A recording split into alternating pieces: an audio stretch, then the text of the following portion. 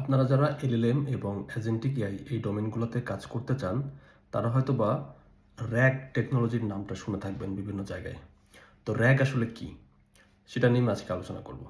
RAG হইল একটা technique, যে টেকনিকের মাধ্যমে আমরা এলএলএমকে আমাদের ইন্টারনাল ডকুমেন্ট সম্পর্কে ইনফরমেশন দিই, যেন সে আমাদের ইন্টারনাল ডকুমেন্টগুলোকেও অ্যাক্সেস করতে পারে এবং তার উপর বেস করে সে রেসপন্স করতে পারে। ওকে, তো এলএলএম তো হিউজ স্কেলের ডাটা সেট দিয়ে ট্রেন করা হয়েছে, বাট আমাদের কোম্পানিতে কিছু পার্সোনাল ইনফরমেশন থাকতে পারে যেটা হয়তো বা এলএলএম জানে না।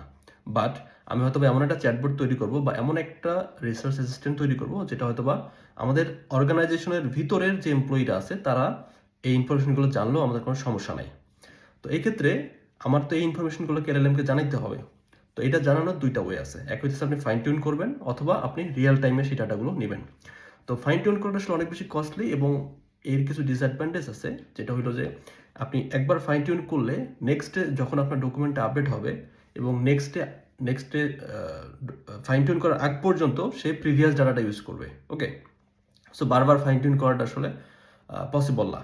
সো ইন দিস কেস এই প্রবলেমটা সলিউশন নিয়ে আসছে হচ্ছে র্যাগ সিস্টেম। তো র্যাগের মধ্যে মূলত যে কাজটা করা হয়, ফর এক্সাম্পল আপনার কাছে অনেক আনস্ট্রাকচার ডাটা আছে, পিডিএফ বা আরও অনেক কিছু থাকতে পারে।